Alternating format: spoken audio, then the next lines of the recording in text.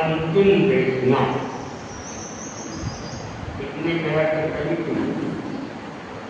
इतने शहर से कभी 16 शहर तक अंतिम देखना चाहिए और उस अंतिम देखना को उत्तराधन सूत्र, विपाक सूत्र, सुख विपाक दुख विपाक के रूप में गुंफित किया गया है। तो उत्तराधन सूत्र तो भगवान महावीर की अंतिम देशना की अंतिम वाणी की उसका 29वां अध्ययन जिसमें जिज्ञासाएं की गई और उन जिज्ञासाओं का भगवान ने समाधान दिया।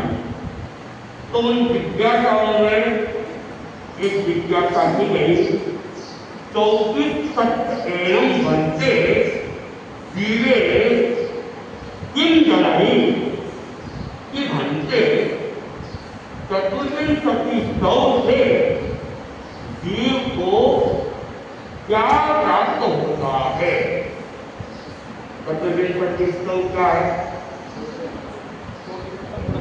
चतुर्विंशति सौ चतुर्विंश चतुर्गणिका गिन और का 24 तीर्थंकरों की स्तुति है, 24 भगवान की स्तुति है। जैन आत्मों की आत्मा स्तुतियां तो अनेकों है, लेकिन चाहे विद्यान प्रभु की सौनाएं नाम सहित सौनाएं कम प्राप्त होती है। नमस्कार महामंत्र भी हम उसे स्तुति कर सकते हैं, लेकिन नमस्कार महामंत्र में किसी भी तीर्थंकर का, किसी की देवरी का, किसी भी आचार्य का, उपाध्याय का, साधु शास्त्री का नामोल्लेख नहीं है। दूसरी तरफ मंगल पाठ भी है। मंगल पाठ में मंगल बताया गया है, लोक में उत्तम बताया गया है और जिनकी शरण को स्वीकार किया गया है, लेकिन किसी व्यक्ति विशेष को मंगल नहीं बताया, किसी व्यक्ति विशेष को लोक में उत्तम नहीं बताया और किसी व्यक्ति विशेष की शरण को भी स्वीकार नहीं किया। जो भी किया गया है वह साधक आत्माओं को कहा है। साधक आत्माएं मंगल या जिसने साधना को पूर्ण कर लिया है वह मंगल, और जो साधना करके चल रहे हैं या जिसने साधना को पूर्ण कर सिद्धत्व को प्राप्त कर लिया वे लोग स्वीकार की गई। जो साधना के पथ पर चल रहे हैं, साधना को जिसने पूरी किया है या साधना का मार्ग जिसने लगाया है, उनकी शरण को स्वीकार किया गया। लेकिन चतुर्विंशति स्तोत्र एक ऐसा स्तोत्र है जिसमें नाम सहित स्तुति की गई है। किसकी स्तुति की गई है? 24 तीर्थंकरों की स्तुति की गई। 24 तीर्थंकरों के नाम लोग इसमें आते हैं क्या? कहाँ से आते हैं? कहाँ आते हैं?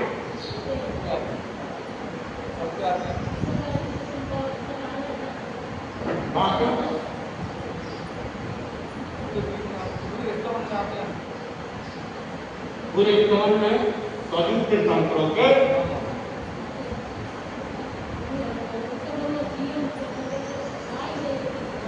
कौन-कौन से बच्चे ने तीर्थंकरों के नाम है? कौन-कौन से बच्चे ने तीर्थंकरों के नाम है?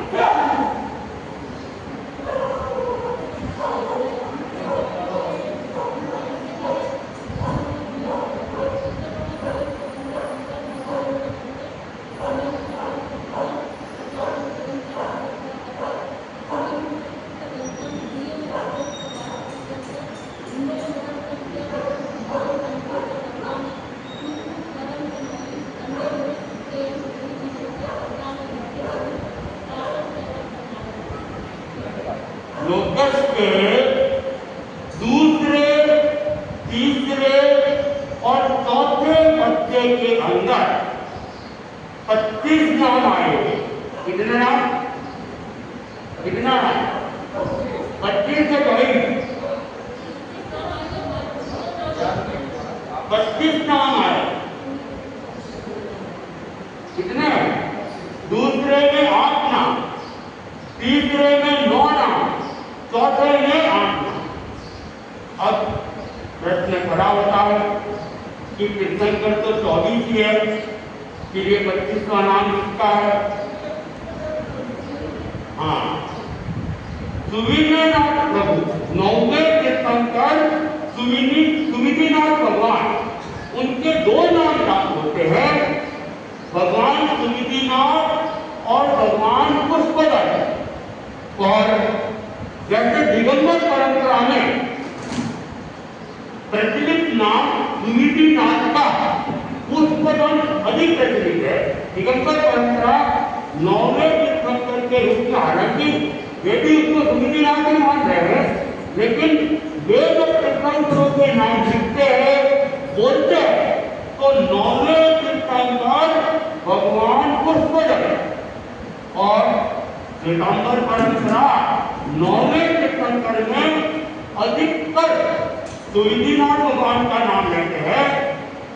पुष्पदत्त का इनकार नहीं करते, पुष्पदत्त भी सुविधिनाथ का ही नाम है, लेकिन जब पूछा जाता है तो 9वें तीर्थंकर सुविधिनाथ। तो ये लोकस है तीर्थंकरों की स्तुति, तीर्थंकरों की स्तुति। मैं लोकस का अर्थ भी बता देता हूँ। लोकस उद्योय है, लोकस उद्योय है, लोक में उद्योग करने वाले, लोक में प्रकाश करने वाले। धम्म धर्म तीर्थ के प्रवर्तक, धम्म धर्म तीर्थ के प्रवर्तक, या जिन्होंने राम देश को जीत लिया है। अरिहंते चित्तयुक्तम, अरिहंतों की कीर्तना करता हूँ, स्तवना करता हूँ। 24 अंक केवली, वे 24 केवली है, 24 अंकी वे 24 केवली है। मैं उनकी क्या कर रहा हूँ? कीर्तना कर रहा हूँ, स्तवना कर रहा हूँ। ये तो हुआ पहले पद्य का लोकस करे, मतलब लोक में जो प्रकाश करने वाले धर्म चित्त के प्रवर्तक है। मैं उन 24 तीर्थंकरों का कीर्तन करता हूँ, स्तुति करता हूँ, भक्ति करता हूँ। और फिर दूसरे पद्य में उषभमदीयम, उषा तो भगवान विष्णु का नाम है, प्राकृत के अंदर नाम बनता है उषभ, मदीयम, उषभम मदीयम, मां के साथ में जुड़ गया अदीयम, अधिक प्रभु, उषभमदीयम का उषभ, ऋषभ और अधिक, संभवम अभिनंदनम का, संभव और अभिनंदन प्रभु, इनको मैं क्या करता हूँ, वंदना करता हूँ। और फिर आगे सुमैत्य पौमत अहम सुपातम दिनम च, और सुमैत्य सुमति प्रभु, पौमत अहम पदम प्रभु, चंदक अहम चंद्र प्रभु को मैं वंदना करता हूँ। ये दूसरा पद्य भगवान विष्णु के लगाकर भगवान चंद्र प्रभु तक 8 तीर्थंकरों को यहाँ पे वंदना की गई है। फिर सुविहिंसपुत्थदंतम सियलचित्तंसवासुपुत्यंत, सुविहिंसपुत्थदंतम, सुविधि और पुष्पदंत ये 9वें तीर्थंकर के नाम है। सियल शीतल प्रभु, सिद्धंत त्रयांत प्रभु, वासुपुत्यंत वासुपुत्य प्रभु, इन सबको मेरी वंदना है। विमल अनंतम दिनम, विमल और अनंत दिन, विमल अनंतम, विमल और अनंत दिन को मेरी वंदना है। धम्मम संतिम च वंदामि, धर्म प्रभु और शांति प्रभु को मेरी वंदना है।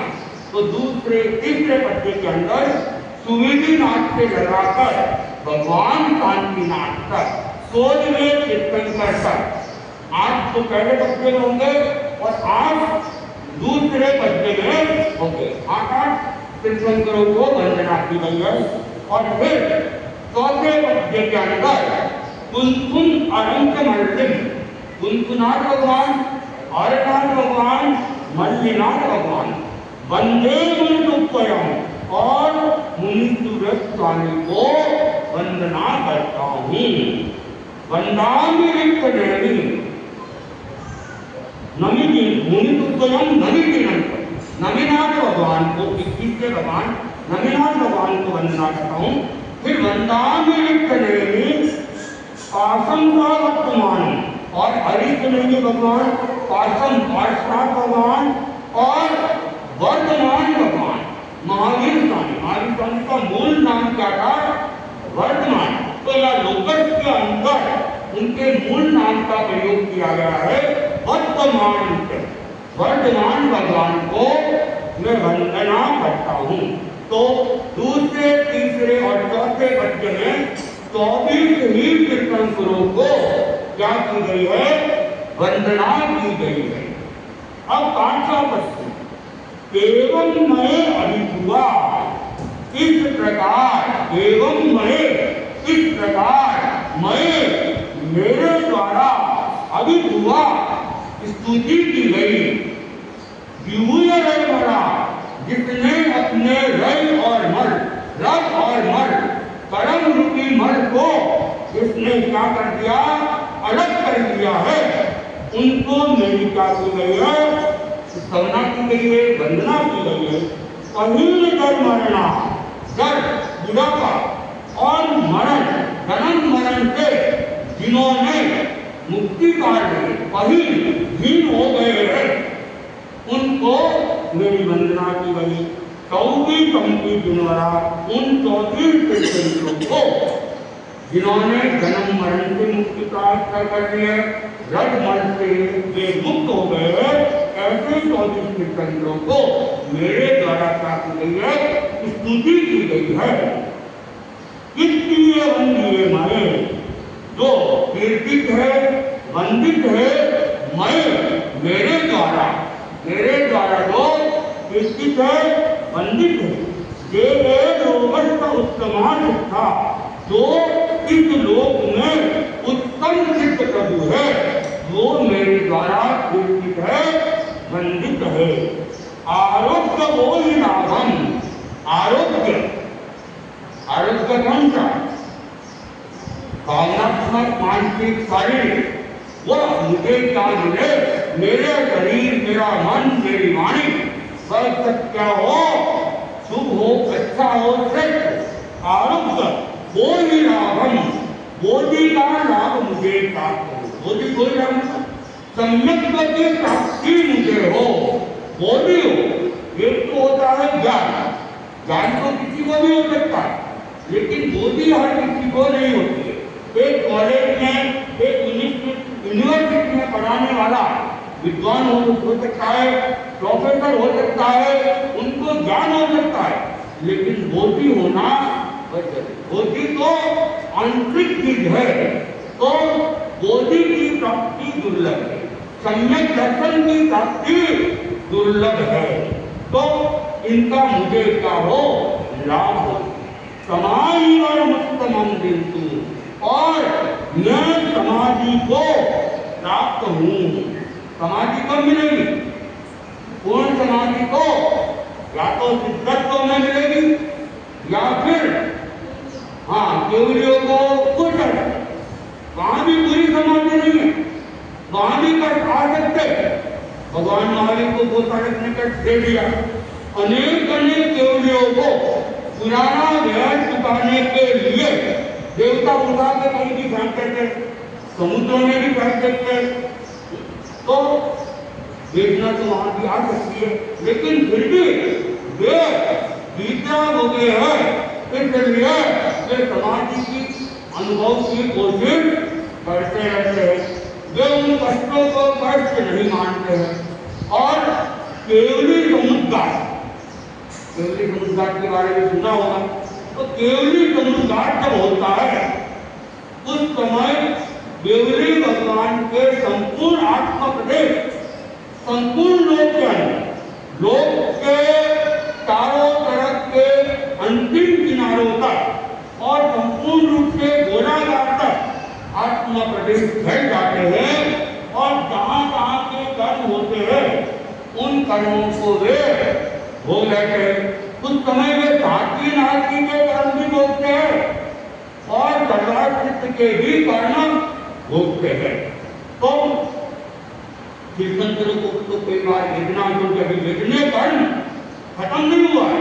वेदने कर्म, नाम कर्म, गोत्र कर्म, आयुष्य कर्म, ये चार आघाती कर्म केवली भगवान के साथ में जुड़े हुए हैं, इसलिए उनके तो हो सकती है। लेकिन जो सिद्ध हो गए हैं वे पूर्ण समाधि के अंदर है। तो मुझे भी क्या हो, पूर्ण समाधि प्राप्त हो। और लोकस का अंतिम पद है संदेश निर्मलया, चंद्रमा से भी ज्यादा निर्मल, आयम प्रयासना, सूर्य से भी अधिक प्रकाशवान, सागर वर गंभीरा, सागर से भी अधिक गंभीर, सिद्धा सिद्धिम भवति संतु, उन सिद्ध भगवान को मैं क्या करता हूँ, वे सिद्ध भगवान मुझे क्या दे, सिद्धि दे, सिद्धि प्रदान करे। तो ये लोकस है। इस लोकस के अंदर हम 24 तीर्थंकरों का नाम सहित और उनके गुणों के सहित हम उनकी भक्ति करते हैं। तो भगवान महावीर से जब पूछा गया कि बनते चतुर्विंशति से जीव को क्या प्राप्त होता है, तो भगवान फरमाते हैं कि 24 एवं दंतन विकोली हिंदरी की 24 चौकी या चतुर्विंशति चौकी या सेवन करो की स्तुति करने से दर्शन की विशुद्धि होती है। हमारा जो दर्शन है वह विशुद्ध होता है। 3 बातें आती है, त्रिपदी आती है। जैन परंपरा में अनेक प्रकार की त्रिपदियां है। उनमें एक त्रिपदी है सम्यक दर्शन, सम्यक ज्ञान और सम्यक चारित्र्य। सम्यक दर्शन हमारा दृष्टिकोण, हमारी श्रद्धा वह क्या है, सम्यक हो, सही हो, यथार्थ हो। फिर हमारा जो ज्ञान है वह ज्ञान भी हमारा यथार्थ हो। और तीसरी बात बताई गई कि हमारा आचरण है वो आचरण भी यथार्थ हो। तो सम्यक दर्शन, सम्यक ज्ञान और सम्यक चरित्र ये अगर यथार्थ हो जाएंगे तो फिर हमारा क्या हो जाएगा? कल्याण हो जाएगा, आत्मा का कल्याण हो जाएगा। तो ये चतुर्विंशति स्तव की स्तुति इसीलिए की जाती है ताकि इसको करते करते हमें सम्यक दर्शन की प्राप्ति हो, हमारा दर्शन विशुद्ध रहे, उसमें किसी प्रकार का मैल नहीं जुड़े। इसलिए भक्ति की जाती है। गीता के अंदर भी 3 मार्ग बताए गए हैं, एक ज्ञान मार्ग, दूसरा कर्म मार्ग और तीसरा भक्ति मार्ग। तो ये 24 तीर्थंकरों की स्तुति करना ये अपने आप में भक्ति मार्ग। हर व्यक्ति की रुचि पढ़ने में नहीं होती है, पढ़ भी रहता है तो उसे समझ पाना हर व्यक्ति के बस की बात नहीं होती है, उसको धारण कर पाना हर व्यक्ति के बस की बात नहीं। तो जिनकी रुचि होती है वे तो पढ़ लेते हैं, याद भी कर लेते हैं, विचारना भी करते हैं, स्वाध्याय में अपना समय लगाते हैं और ज्यादा विद्वान है तो लिखने में भी अपना समय व्यतीत करते हैं। तो ये भी साधना का एक मार्ग है, ज्ञान योग की साधना का मार्ग है। लेकिन ज्ञान योग करने वाले व्यक्ति पूरे कम मिलते हैं। ज्ञानावैन्य धर्म का जो प्रयोजन भाव होता है वह व्यक्ति ज्ञान की दिशा में आगे बढ़े। लेकिन भक्ति मार्ग ये बहुत सरल मार्ग है और कोई पढ़ा लिखा नहीं भी है, अनपढ़ भी है, फिर भी भक्ति मार्ग को अपना रहता है। ज्यादा कुछ नहीं तो नमस्कार महामंत्र के 5 वर्ष ही याद कर ले, और वह भी किसी से नहीं होता है तो एक पद ही याद कर लिया, उस एक पद को ही वो बार बार जपता रहता है, या किसी एक भगवान का नाम ले लिया और उसी एक भगवान का ही वह जप करता रहता है। कहते हैं उससे ही उसकी आत्मा फिर जाती है। तो भक्ति का बड़ा महत्व रहा है और सभी परंपराओं में, केवल जैन परंपराएं ही नहीं, सभी परंपरा, जैनों में भी जितनी भी परंपराएं, चाहे दिगंबर हो, दिगंबरों में भी 13 पंथी है, 20 पंथी है, श्वेतांबर परंपरा है, मूर्ति पूजक हो, सांख्यवादी परंपरा हो, 13 पंथी, सबने ही भक्ति मार्ग को स्वीकार किया। भक्ति मार्ग में सबकी एक मत कि तीर्थंकर भगवान की या साधक आत्माओं की पंच परमेश्वरी की माला करते हैं, जप करते हैं, उनकी स्तुति करते हैं, उनका सम्मान करते हैं तो हम पाप कर्मों से निवृत्त होते हैं। भक्ति मार्ग में किसी का भी मतभेद नहीं है, और मार्गों में तो मतभेद हो सकता है। दिगंबर परंपरा में 20 पंथी और 13 पंथी में पूजा पद्धतियों के अंदर मतभेद है। एक द्रव्य पूजा को महत्व देता है, दूसरा नहीं देता है। श्वेतांबर परंपरा में भी मूर्ति पूजक परंपरा द्रव्य पूजा को महत्व देती है।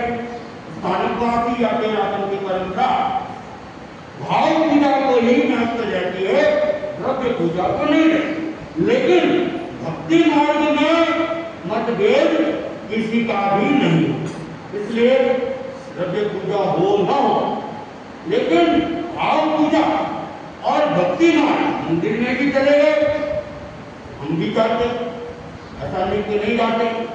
हम मंदिर को मंदिर मानते हैं, मूर्ति को मूर्ति मानते हैं, कोई दो नहीं। हाँ, मूर्ति को भगवान नहीं मानते और मूर्ति को आलम्बन का एक माध्यम मानते हैं, और भगवान के सामने चले गए, आलम्बन ले लिया और लोग की स्तुति कर ली, नमस्कार महामंत्र बोल दिया, या जिस तीर्थंकर की वह प्रतिमा है उनका संज्ञान कर दिया, या नमस्कार का बात बोल दिया, महात्मा का बात बोल दिया, किसी भी रूप में हमने उनकी भक्ति कर, तो भक्ति मार्ग में सब एक मत है। चाहे सनातन परंपरा है, सनातन परंपरा के अंदर भी अनेक परंपराएं, साकार पूजा को महत्व रहती है, मूर्ति पूजा को महत्व रहती है, तो अनेक परंपराएं निराकार पूजा को महत्व रहती है। कबीर जी वगैरह हुए निराकार पूजा के पक्ष कर रहे थे, तो वहां भी दोनों ही थे, साकार भी है निराकार भी। तो निराकार की जो बात है उसमें तो सब एक मत है, साकार वाले भी निराकार को अस्वीकार नहीं करते हैं, चाहे वो सनातन परंपरा हो या अन्य परंपरा। सिख परंपरा भी है, वही भक्ति मार्ग को ही महत्व रहती है, वो साकार को महत्व नहीं रहती है, और वे अपने धर्म गुरु के रूप में ग्रंथ को ही महत्व देते, ग्रंथ साहिब को ही मानते हैं, और ग्रंथ साहिब में जो बातें आई है उनके ऊपर वे चलते हैं। तो निराकार जो पूजा है उसमें जितने भी परंपराएं हैं सब एक मत है, भक्ति मार्ग को सबने स्वीकार किया है, साकार पूजा को किसी ने स्वीकार किया है, किसी ने नहीं भी किया। तो भगवान कहते हैं कि जो इस भक्ति मार्ग को अपना लेता है वह अपने दर्शन की विशुद्धि करता है, अपने सम्यक दर्शन को परिपुष्ट करता है, शुद्ध करता है। तो ये भक्ति मार्ग हमारे लिए बहुत महत्वपूर्ण और बहुत सरल है। जैसा कि मैंने कहा कि अनपढ़ व्यक्ति भी इस भक्ति मार्ग को अपना सकता है। आत्मों को पढ़ना सबके लिए संभव नहीं होता है, और आत्मों को समझना और वह भी सही परिप्रेक्ष्य में समझना, ये सबके लिए आगम तो वही है। आगम भक्ति के रूप में श्वेतांबर परंपरा, दिगंबर परंपरा आगम भक्ति को नहीं मानती है, और दिगंबर परंपरा ऐसा मानती है कि भगवान महावीर की जो मूल वाणी थी वो अब सुरक्षित है ही नहीं। तो वे किसे मानते हैं? वे कुंद कुंद की वाणी को मानते हैं। आचार्य भगवान कुंद कुंद महान आचार्य हुए थे दिगंबर परंपरा के, और ऐसा भी माना जाता है कि वो सीधे सिमंदर स्वामी से संपर्क भी करते थे, और सिमंदर स्वामी की वाणी को उन्होंने अपने ग्रंथों के अंदर गुंफित किया है, ऐसा भी दिगंबर परंपरा मानती है। इतना सत्य है, असत्य है, मैं उसमें नहीं जाऊंगा, ये केवली गंभीर है। लेकिन श्वेतांबर परंपरा आज भी मानती है कि भगवान महावीर की वाणी आज भी हमारे पास सुरक्षित है। पूर्ण रूप में तो नहीं है, बहुत सारा ज्ञान हमारा अकाल वगैरह के अंदर विलुप्त हो गया, लेकिन फिर भी महान धर्माचार्यों ने जो बचा हुआ था उसे सुरक्षित किया, उसे लिपिबद्ध किया, लिखित किया, और वो अभी तक तो हमारे पास में क्या है, मौजूद। और उसे सुरक्षित करने का प्रयास अनेक अनेक ज्ञानाचार्य करते जा रहे हैं, अनेक अनेक माध्यम से करते जा रहे हैं। तो श्वेतांबर परंपरा में भी स्थानकवासी निर्माण की 32 आगमों पर एक मत, 32 आगम उनके ऊपर एक मत है, 32 आगम को स्वीकार करते हैं। बाकी आगम और है, अलग अलग परंपरा अलग अलग उसके स्वीकार करती है, लेकिन 32 आगमों में मानने में कोई मतभेद नहीं है। तो 32 आगमों का एक अंग है प्राचीन सूत्र, और जिसके अंदर 24 तीर्थंकरों की स्तुति के बारे में कहा गया है, और जो भक्ति मार्ग को अपना रहता है। भक्ति भी दो तरह की होती है, बाह्य भक्ति और एक आंतरिक। बाह्य भक्ति तो कई बार तो ऊपर ऊपर से होती है, अनेक बार आप लोग बोलते रहते, लेकिन हमारा जो तारतम्य जुड़ना चाहिए वो तारतम्य नहीं जुड़ता। इसका कारण भी हो सकता है, हमें उसका पूरा अर्थ भी नहीं पता। अर्थ पता होता है तो अर्थ के साथ में हमारा ध्यान चला जाता है और आत्मा एकाकार हो जाती है। इसलिए अर्थ का महत्व दिया गया कि अर्थ करेंगे, अर्थ की जानकारी होगी तो हम क्या बोल रहे हैं, हमारे भाव उसके साथ में जुड़ते जाएंगे। तो हम क्या करें, किसी भी स्थिति है उसको पूरा अच्छे ढंग से समझने का प्रयास करें, उसके अर्थ को भी ग्रहण करने का प्रयास करें। आंतरिक भक्ति होती है वो भीतर से प्रस्तुत, उसमें जो तन्मयता जुड़ती है वो अपने आप में बड़ी अद्भुत होती है और उसमें फिर कोई दूसरी बातें नहीं जुड़ती। इसलिए भक्ति मार्ग में आंतरिक भक्ति को बड़ा महत्व दिया गया है और भक्त क्या करता है, भगवान के लिए वो पूर्ण रूप से समर्पित होता है, तभी वो एकाकार हो सकता है। एक कहानी आया, एक घटना प्रसंग तो नहीं कहेंगे, कहानी ही कह सकते हैं। आचार्य श्री महासनंदी अनेक बार उस कहानी का प्रयोग भी करते हैं।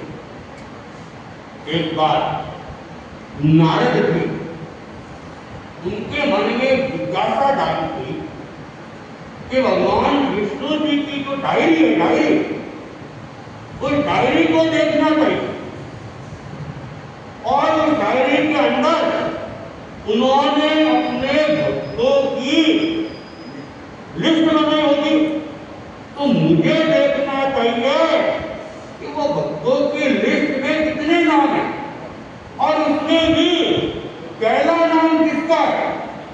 और नारद जी समझ रहे थे कि मेरे से बड़ा तो कोई भक्त है ही नहीं, मैं दिन रात 24 घंटे नारायण नारायण नारायण पुकारता रहता हूँ, तो भगवान ने तो मेरा ही नाम पहला लिखा होगा, तो मुझे क्या करना चाहिए, भगवान की उस लिस्ट को टटोलना चाहिए।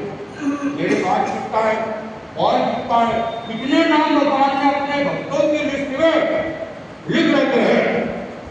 तो वह गया, भगवान को नमस्कार किया, विष्णु जी को नमस्कार किया और कहा, बनते आपकी जो वो व्यक्तिगत डायरी है, पर्सनल डायरी है, मैं उस डायरी को देखना चाहता हूं।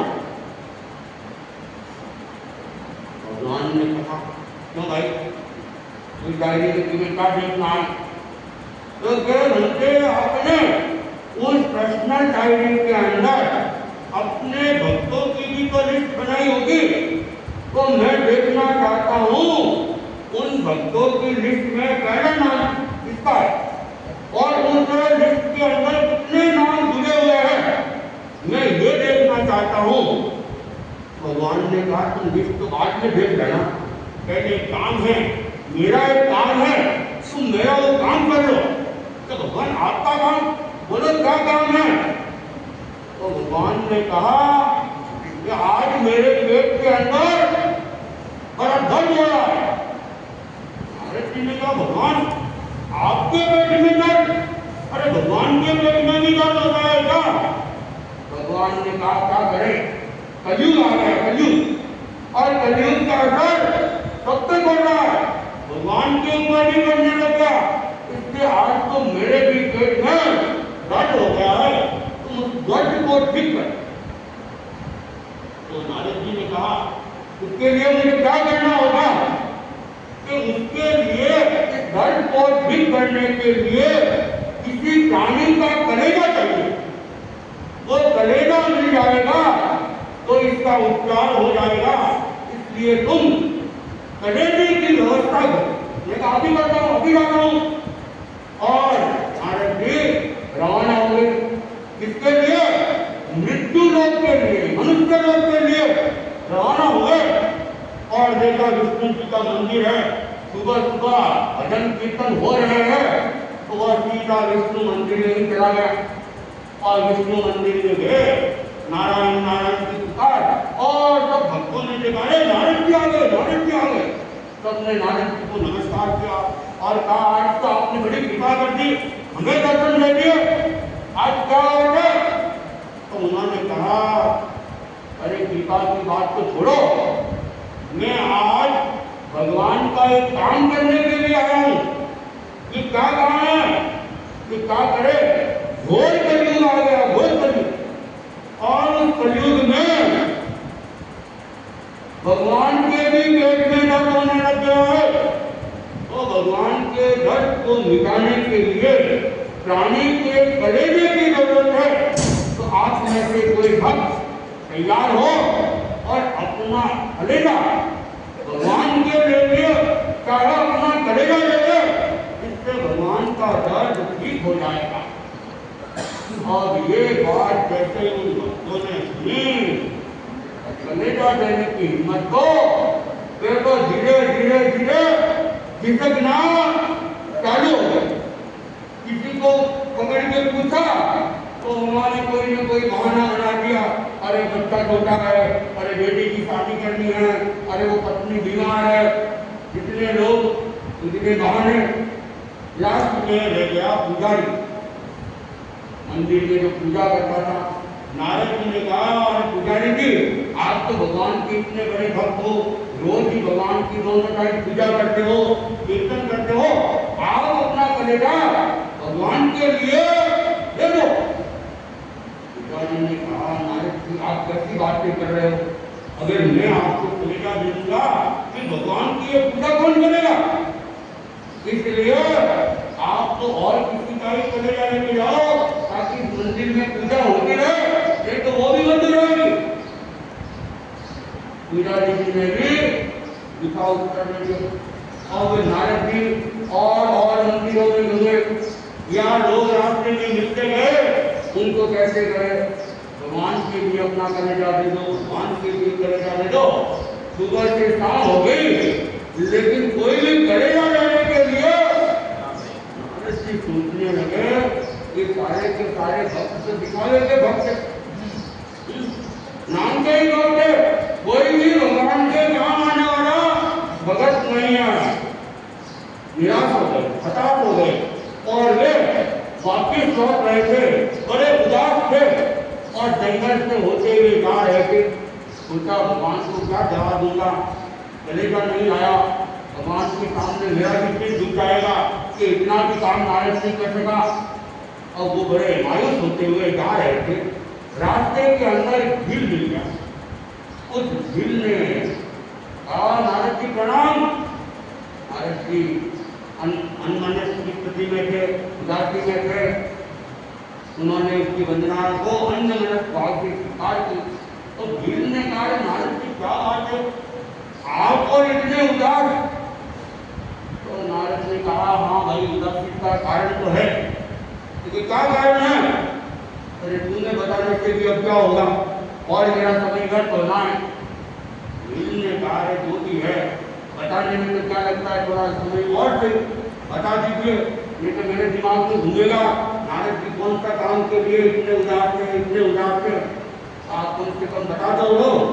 तो फिर नारद जी ने कहा, देखो तुम्हें बताने से कोई लाभ तो है नहीं, फिर भी बता देता हूँ। आज क्या है, भगवान के पेट में बड़ा दर्द हो रहा है। तो भगवान ने मुझे काम सौंपा कि किसी प्राणी का कलेजा मिल जाए तो इस दर्द का इलाज हो सकता है। लेकिन सब जगह घूम लिया, मंदिरों में भी घूम लिया और अनेक व्यक्तियों से मिला, कोई भी कलेजा देने के लिए तैयार नहीं हुआ। मैं तो सोच रहा था भगवान के हजारों लाखों भक्त है, लेकिन सारे नाम के ही भक्त है, असली भक्त तो है ही नहीं। तो भीड़ ने कहा, इतनी सी बात है, कलेजा ही नहीं चाहिए, लो मेरा कलेजा ले लो। और वो भीड़ ने अपने हाथ में तीर था, उससे छाती चीर के कलेजा निकाल कर नारद जी को पकड़ा दिया, ले जाओ, भगवान के लिए कलेजा क्या बड़ी बात है। और नारद जी चलो, सांस डरते डरते ही कोई व्यक्ति एक तो मिला, अब मुझे फिर झुकाने की जरूरत नहीं। और नारद जी उस कलेजे को लेके विष्णु लोक में पहुंच जाते। विष्णु जी ने कहा, नारद जी आपको एक काम दिया था, सुबह में गए, शाम हो गई, अरे आप एक काम भी ढंग से नहीं कर पाए,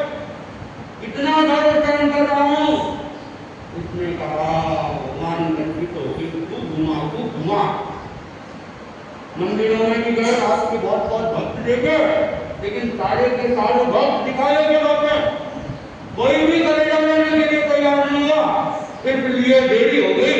शाम ढलते ढलते मैं तो खाली हाथ ही लौटने वाला था, लेकिन एक भीड़ मिल गया, उसने मेरी लाज रख ली और उसने अपना कलेजा दे दिया। जी ने कहा, कलेजा तो आपके पास भी तो होगा ना? और मेरा तो ध्यान नहीं गया, मेरा तो ध्यान नहीं गया। और कृष्ण जी ने कहा, तुम मेरी जो डायरी देखना चाहते थे ना, उस डायरी में उस भीड़ का भी नाम लिखा हुआ, वही मेरा सच्चा लगेगा। अब तुम लिस्ट देखना हो तो देख लो, बाकी सबको तो हाँ केवल नाम की भक्ति करते हैं, सच्ची भक्ति करने वाला तो वो भीड़ ही है। उसने अपने जीवन की बर्बादी नहीं की और कलेजा निकाल के दे दिया। अरे तुम्हें कहाँ जाने की जरूरत थी, कलेजा तो तुम्हारे पास भी था, तुम यही ले सकते थे। कहते थे भगवान मेरा ही कलेजा दे दो, मेरा दर्द अपने आप ही ठीक हो जाता। लेकिन तुम्हें अपने कलेजे की तो याद नहीं है, दूसरों के कलेजे को ही प्राप्त करके तुम क्या है अपनी भक्ति दिखाना चाहते हो। तो यही बात कि हमारे अंतर दिल से हो, हम बाहर की भक्ति में नहीं भीतरी भक्ति में जाए तो फिर क्या हो सकता है, हमारी आत्मा का कल्याण हो सकता है। तो प्रतिदिन सतीस्तव ये भक्ति मार्ग का एक सुंदर काव्य है और इसके माध्यम से हम तीर्थंकर 24 तीर्थंकर तो है ही है, लेकिन 24 के अलावा भी अतीत के अंदर जितनी 24 क्या हुई है उन सब तीर्थंकरों को, उन सब केवलियों को हम क्या करते हैं, उनकी भक्ति करते हैं, उनकी वंदना करते हैं। तो हम भक्ति करें लेकिन तन मन को एक करके करेंगे तो उस भक्ति का महत्व बढ़ जाएगा और उससे महान कर्मों की निद्रा होगी और उस भक्ति के द्वारा दर्शन विशुद्धि, सम्यक दर्शन, सम्यक ज्ञान, सम्यक साहित्य की प्राप्ति और सम्यक के त्रिवेणी हमें मिल जाएंगे तो मोक्ष मार्ग हमें मिल जाएगा। महान आचार्य उमा स्वामी उन्होंने तत्काल सूत्र के अंदर मोक्ष का जो मार्ग बताया, सम्यक दर्शन ज्ञान मोक्ष मार्ग, सम्यक दर्शन, सम्यक ज्ञान और सम्यक साहित्य, यही एकमात्र मोक्ष का मार्ग है। तो इसको प्राप्त करने के लिए सम्यक होना जरूरी है। तो ये 24 ये हमारे दर्शन को विशुद्ध करेगा, इसके ज्ञान भी विशुद्ध होगा, चारित्र भी शुद्ध होगा। तो हम भक्ति मार्ग को समझने का प्रयास करें और इसे जीवन में उतारने का प्रयास करेंगे तो निश्चित ही हमारा कल्याण होगा। और अब वो कुछ श्रावक संदेश का करना तो नियम बने हुए हैं, कई दिनों से वो भी रुके हुए थे, तो हम इसके और क्रम को आगे बढ़ाने का प्रयास करेंगे।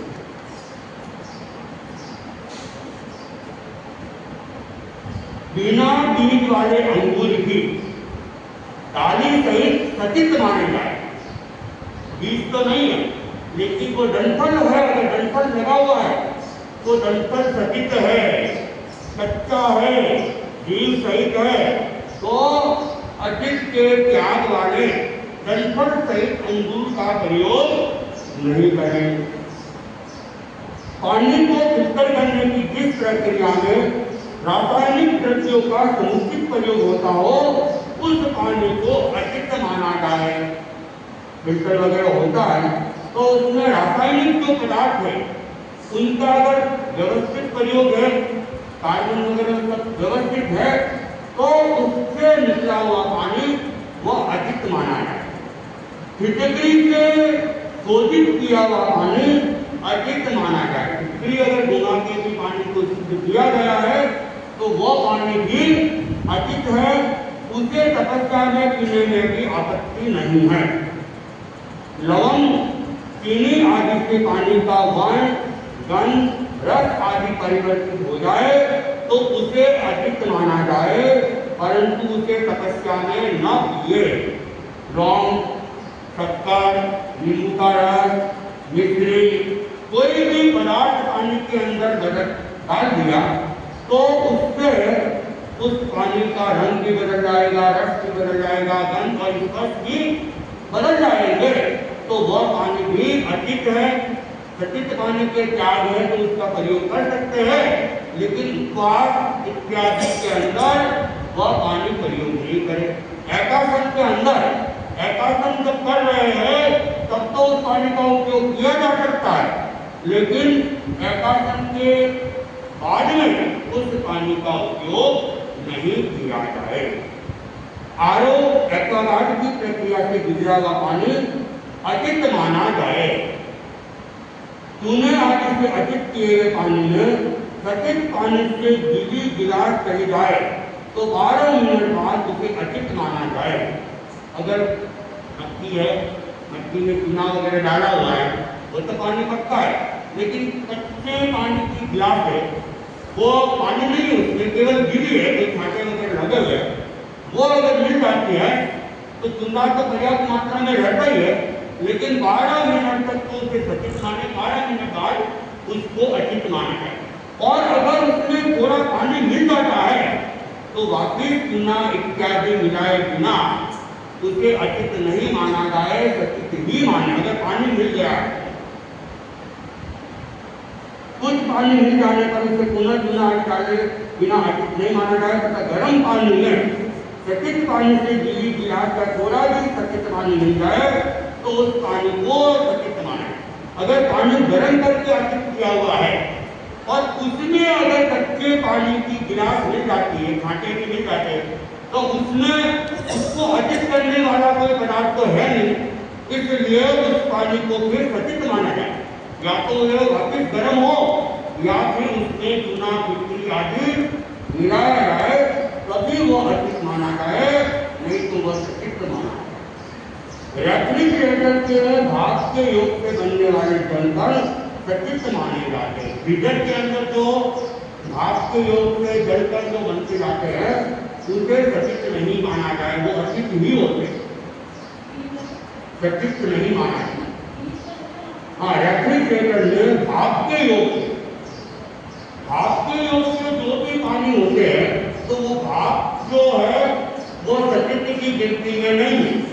जैसे मान लो आपने दूध अंदर रखा हुआ है और बाहर निकाला, दूध बहुत ठंडा है और बाहर निकालते ही धीरे धीरे उसमें भाप बनती चालू हो जाएगी और वो किनारे पे बूंदी बूंदी लगी, वो वातावरण को प्रभावित करके बूंदी बनी हुई है, वो सचित नहीं है, वो अचित ही है, उसको हम सचित नहीं मानते।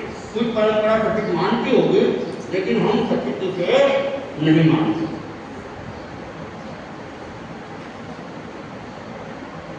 घाटा बर्फ, पानी की बर्फ को पानी के समान माना जाए। घाटा बर्फ अगर पक्के पानी की बर्फ है तब तो वह अचित है, और कच्चे पानी की बर्फ है तो वह सचित है। अचित पानी की है तो अचित, और सचित पानी की है तो सचित। उसे पीवीआर पास में भी खाया जा सकता है। अगर अचित पानी की बर्फ है, अचित पानी की बर्फ, पक्के पानी की बर्फ, तो पीवीआर पास में वैसे तो कुछ नहीं खाना, लेकिन उस बर्फ को खाने में, क्योंकि उसको हमने पानी में माना, वो तो पीला जाएगा, वापस पानी बन जाएगा। इसलिए घाटा बर्फ खाने की अपने यहाँ मनाही नहीं है, निषेध नहीं है। कई बार किसी के पित्त बनते हैं तो घाटा बर्फ को चबाते हैं, उपवास में और कुछ तो इलाज हो नहीं सकता है, लेकिन घाटा बर्फ को चबाने से कहते हैं पित्त नहीं बनते हैं, तो उसके लिए बर्फ को खाया भी जाता है। बोतलों आदि में आने वाला मिनरल वाटर अचित की दृष्टि से संदेहास्पद होने के कारण सचित की कोटि में माना जाए। जो बोतलों में पानी आता है मिनरल वाटर को, वो हो सकता है पक्का होगा, लेकिन अनेक बार संदेह रहता है सप्लाई का पानी है, मशीन खराब थी, भर दिया हो, तो संदेह की दृष्टि है, इसलिए हम उसको सचित की तरह व्यवहार करते हैं। हम कहते नहीं कि कच्चा है, लेकिन कच्चा मानकर व्यवहार करते हैं। कच्चा भी हो सकता है, पक्का भी हो सकता है, निश्चय में तो कोई नहीं जाने, लेकिन हम उसे ले नहीं सकते हैं और जिनके सचिव के त्याग है उनको उस पानी का उपयोग नहीं करना चाहिए। उपवास की बारी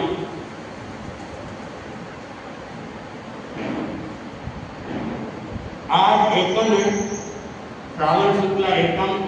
आज का उपवास तृप्ति जैन ज्योति भंसाली। कल श्रावण शुक्ला द्वितीया प्रेमलता महनोत मंजूबाई चौथा। कल के उपवास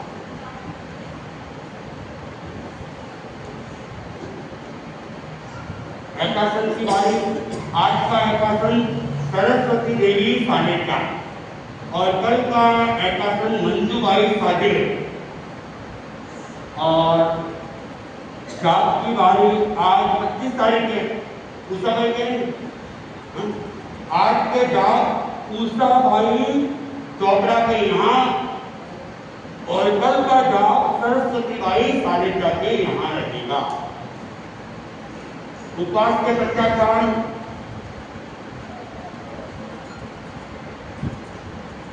देवगुरु की साक्षी कल सवेरे सूर्योदय तक तीनों आहार के त्याग है, रात को 4 आहार के त्याग है, कच्चा पानी पीने के त्याग है। एकादश का पश्चात देवगुरु की साक्षी कल सवेरे सूर्योदय तक एक बार एक जगह 1 घंटे से अधिक खाने के त्याग है, रात को 4 आहार के त्याग है, सचित खाने और कच्चा पानी पीने के त्याग है। आज का 1 दिवसीय त्याग जलेबी खाने के त्याग है। उन्हें मंगल सत्तार मंगलमंता मंगलम सिद्धांत मंगलम केवल पन्नतो धम्मो मंगलम सत्तार समाय कालकुतमा कालकुतमा पावु लकुतमा केवल पन्नतो धम्मो सत्तार कर्ण पवचामि रति कर्ण पवचामि सिद्धे कर्ण पवचामि पावु कर्ण पवचामि केवल पन्नतो धम्मो कर्ण पवचामि विघ्न हरण मंगल करण स्वाम विष्णु नाम गुण मोलक समरण किया करे। और जगदीश जी